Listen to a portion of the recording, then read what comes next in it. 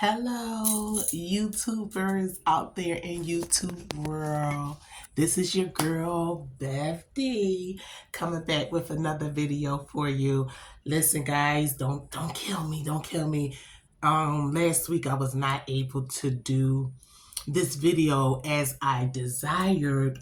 Got caught up on some school things. I'm currently in my doctorate program, and coming off a break got a little heavy for me, got me a little heavy for me. So I apologize that I was not able to come on last week and complete this video as I desired to. But I'm here today. I am here.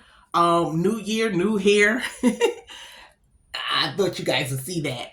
But thank you for joining in. I just want to say thank you to everyone who has been viewing the videos and giving me some good feedback. Let me know that it's helping you. Let me know how much that has impacted you and just asking for more. So that encourages me to continue to move forward. And listen, even though we're closing the topic on insurance, health insurance, this week or today, we're going into another topic, and it's going to be really, really, really good. So I just wanted to come back on today to do the video I promised last week, but I got tied up with some schoolwork.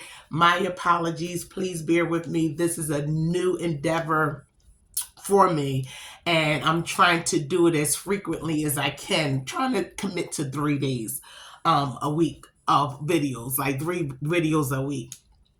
So good so far. So good so far. So again, we just coming back on to go over the out-of-pocket maximums and to go over the 4 specific categories within the health plan types. Now you got to go check out all of the previous 4 videos when I get into details about out-of-pocket costs that you can incur in addition to paying your monthly premiums. I break down the various plan types, right? And you can look at either one, like review the videos, go through it, and just write down the information, what sticks out to you most. And listen, at this point of time, some of you may have already selected your plan for the year, and that's fine, because now you have more additional information that you can now review with your insurance carrier, right? And just to make sure that you are utilizing your health plan to the best of its ability for you and your family. So it's particularly fine. That's the next transition we're going to be going into, that, hey, I got this plan. I'm getting the information a tad bit late. Some is saying it's right on time. Some say, thank you, I can go to my employer. We did have a window, a time of changing or updating things, and they were able to do it. So I am super, super, super, super glad that some things are working out. But listen, if you have already chosen your health plan coverage for 2025, after hearing some of this information, I'm here for you, right? Send me your questions, send me a topic, reach out to me and let me know what you would like for me to discuss further for your understanding on where you at with your health insurance, right? Guys, because it is imperative that we are aware and prepared when it comes to health insurance coverage for our families for 2025, right?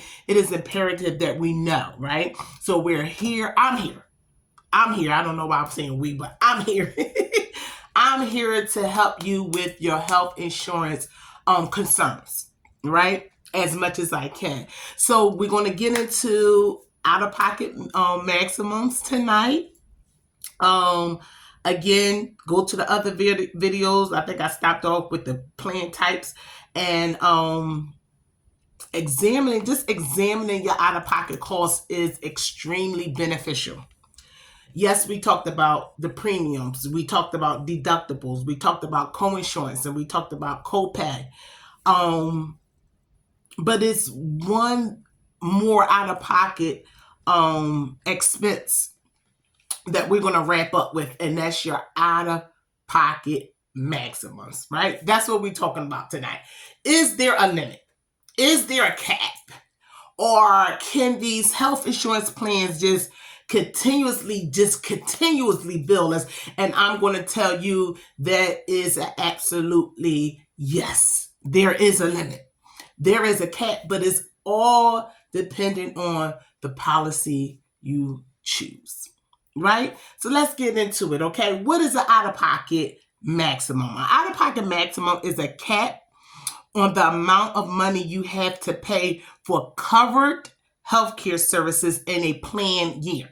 So when you pick your plan, your health insurance plans, they run from a calendar year, January 1, typically to December 31st, right? So we got January 1, 2025 to December 31st, 2025. That's your plan year, right? It acts as a financial safety net, limiting your total healthcare spending for the year. So you may say, all right, I already picked this plan. Wish I had this information sooner. Probably would have went about, picking a different type of plan. That's fine, because there is a out-of-pocket maximum that your insurance company cannot exceed when it comes to your medical costs, right? It just cannot exceed. They just cannot continuously bill you services that you receive, bill you charges for the services that you receive without a limit, right? So this is the safety net, right? But again, it all depends on the policy. It limits your total healthcare spending for the year. So some individual coverage. Now, when we say about individual coverage, that means that you're just covering yourself, right? You have no spouse, you have no dependents, you don't have any additional bodies to put underneath the policy. It's just you. So that's an individual policy. I have come to do some research and notice that an individual out-of-pocket maximum can reach up to $9,200, right? Some can be more, some can be less. But through the information coming out in healthcare, this year, 2025, they are projecting individual coverage out-of-pocket max to reach $9,200. And see, guys, this is why this is so important that you are aware of this information, right? So do you have to utilize up to $9,200 worth of coverage? May or may not. It's dependent on your medical conditions, your medical needs. Like I said, if you had a person with chronic diseases, you have to see your primary care specialist or a specialist provider more often within the year. You want to go over this with your insurance company or your insurance carrier to see how many visits are you covered for and at what level of coverage. What does that mean? What level of coverage? Am I covered at 50%, 70%, 30%, 25%? And with that coverage, does it have any additional out-of-pocket costs that I should be aware of? Would it be a co-insurance applied? Would it be a deductible applied? You want to get ahead of it now before you start incurring charges, because you want to be able to plan appropriately with your finances. Now, I'm not encouraging you not to go to your doctors and not to seek your regular treatments, because that is part of your care, right? That is part of your health care. But there are information and resources that I want to start bringing to you, even when it comes to prescriptions. If you're finding that you have these high costs and prescriptions, or high costs and prescriptions that's going to start coming,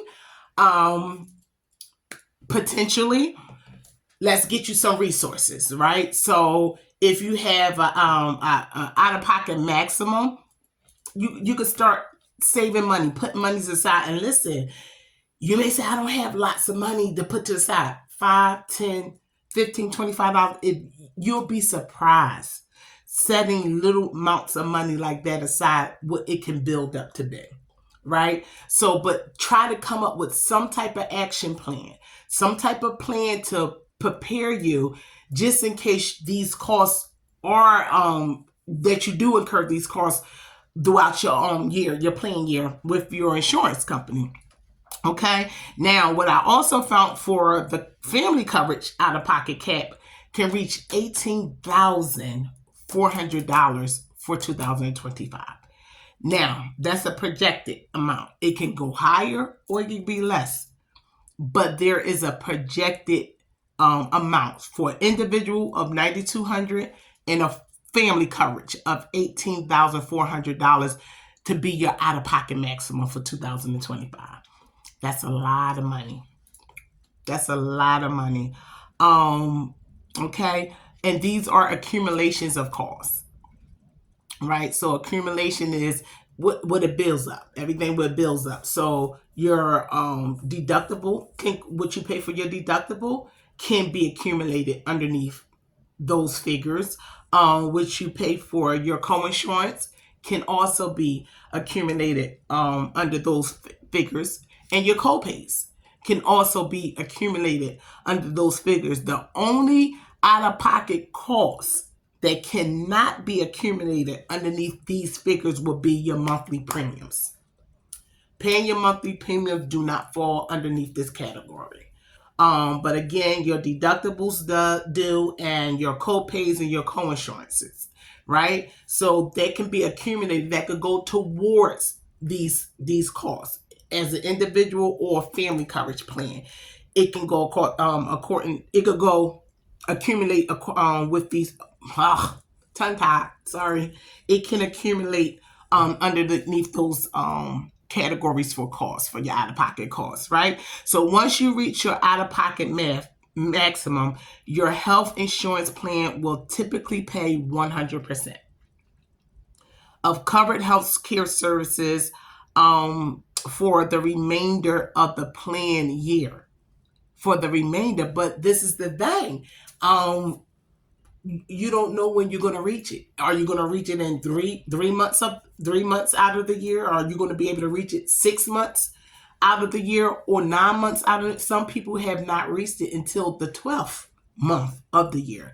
So all year they're burdened and worried about paying medical costs, right? Paying their health insurance because of these out-of-pocket max and these out-of-pocket expenses that they were just not mentally, emotionally, physically, or financially prepared for. Because listen, guys, when you have to deal with things of this sort, it could throw a lot of things out of whack. You may be wondering where I'm gonna get the money from.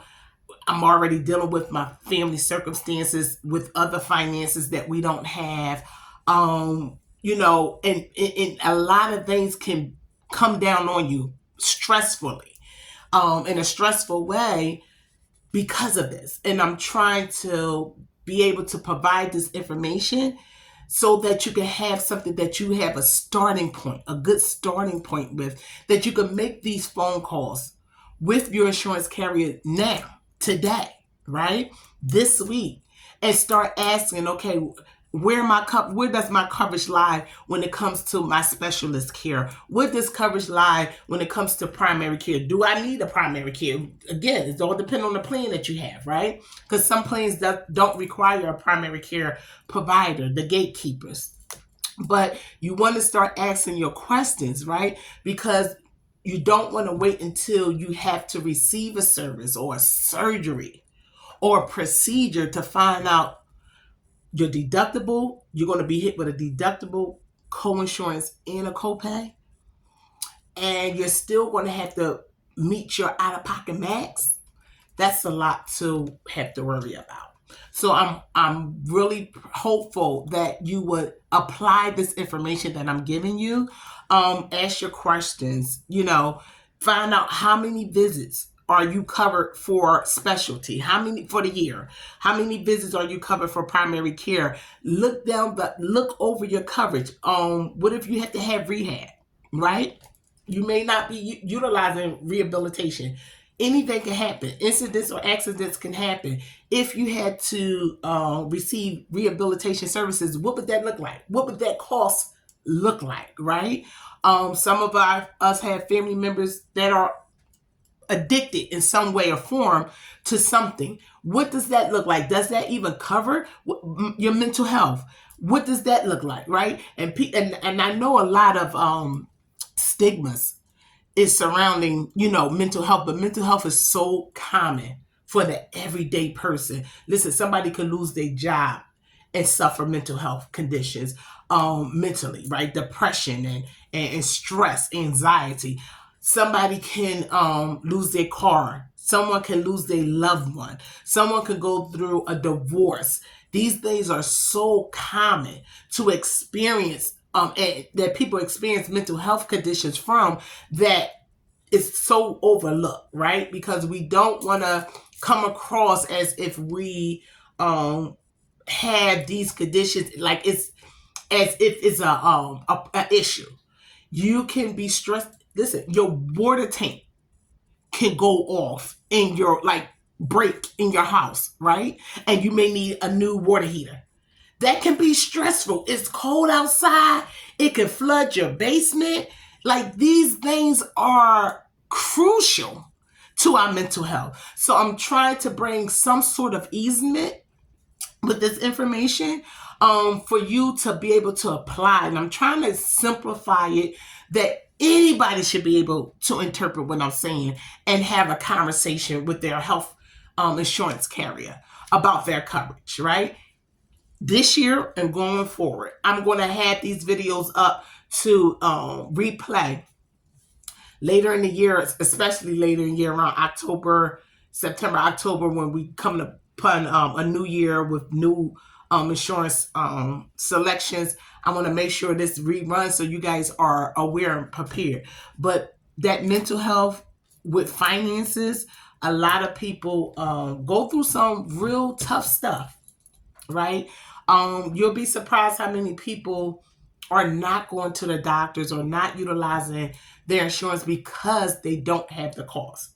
So they saying, I picked this plan, it had a low premium, or it was beneficial in some ways. Now I'm experiencing these conditions and I just cannot afford it. Some people have gone bankrupt, have lost their assets because providers, healthcare providers are, if you do not pay your charges, your medical bills, they can send you into collections, right? Some people can tag that to your assets. So I'm trying to provide you this information so you can be aware. You can have some sense of awareness to how to start a conversation, even with your insurance carriers, about your health insurance coverage. It is imperative, right? So again, once you reach your out-of-pocket maximum, your health insurance plan would typically pay 100%. That's when they start paying out 100% after you have met all of these out-of-pocket expenses conditions, right? So then the important consideration I really want you guys to take into I want you to really, really home in on is that the out-of-pocket maximum resets annually. Not all expenses count towards the out-of-pocket maximum because the monthly premium is not part of that category for out-of-pocket the out-of-pocket maximums for it to fall under. So whatever your premium is, you're going to pay that in addition, right? So when you talk about out-of-pocket costs, it's always in addition to paying your monthly premiums. So, and it resets annually. So if you had to pay that amount currently this year, most likely you're going to have to pay that amount next year, or higher or lower, all depending on the policy. But you have something that kind of a reference point that can give you a reference point where you can have this conversation. Call your insurance. Okay, I would like to know, what is my out-of-pocket maximum for this year? What services will a deductible be applied? Do I have a deductible? What services, what coverage would that be applied towards? Do I have a co-insurance? Well, I would like to go over so you could get a better understanding of what you're looking at financially when it comes to your healthcare needs, right? Then it says your premiums do not count towards this limit and it can vary by plan type. I'm repeating myself because a lot of people just don't get it, right? And I see so many patients stuck in situations and they call the provider and they're calling insurance, but I didn't know. Unfortunately, saying I did not know, I was not aware. I know those type of terminologies may work with like Amazon and they can refund you, or another retailer or merchant that can refund you. It's not going to happen with health insurance. I'm just telling you.